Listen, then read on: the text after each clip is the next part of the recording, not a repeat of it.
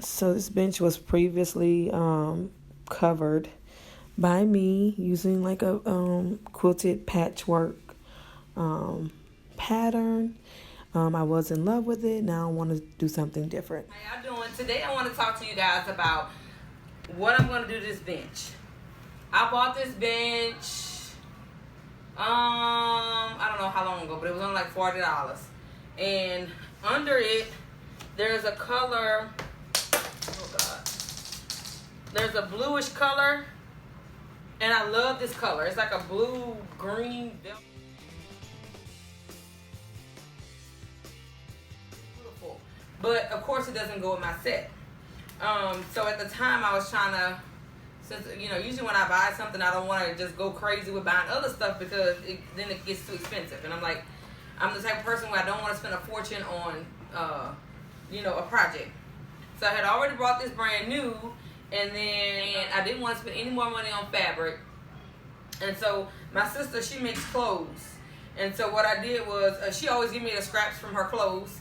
And she knows I like to do pillows or whatever. I love her scraps. Just like when I was little, my grandmother, she sewed, and we would take all her scraps and make Barbie clothes with them. I mean, we couldn't I could sew with my hand, but we would like tie the top and make a skirt and tie it on the side or whatever. But anyway, that's just a little side note.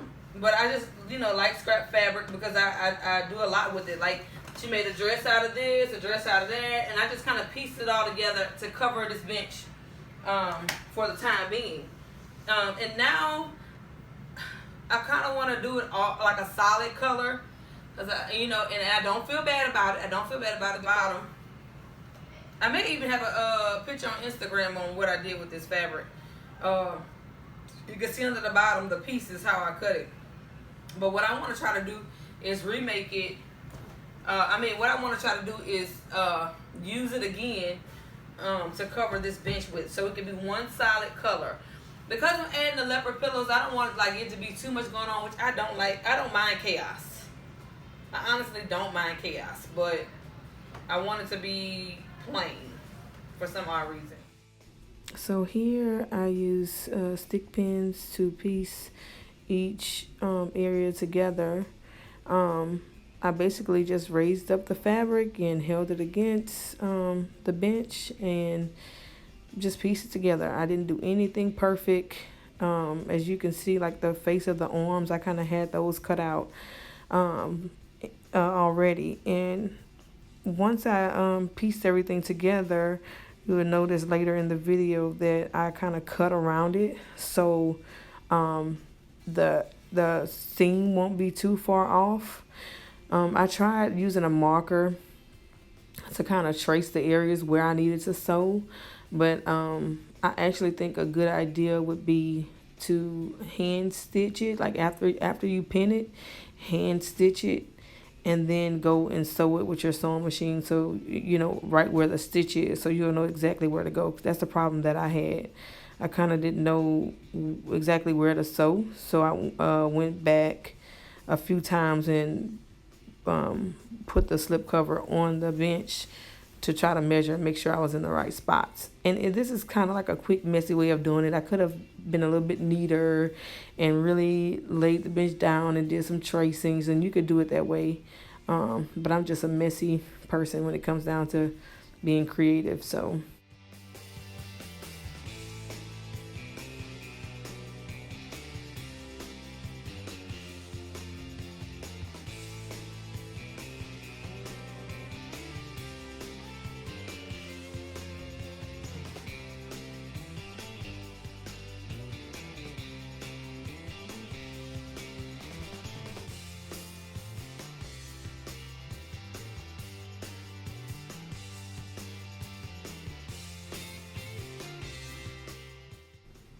So here's the moment of truth.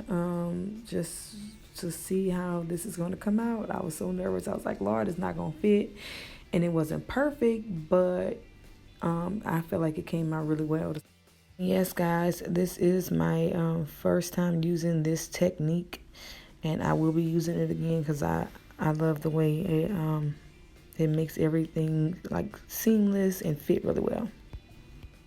So it's a real good fit. I mean, I had some imperfections in here, um, but overall, I am excited about the way it came out. I mean, it's not perfect. Nothing you do is perfect. Nothing you do is perfect unless you do it a million times, and it's still not perfect. So I'm proud of the way it came out.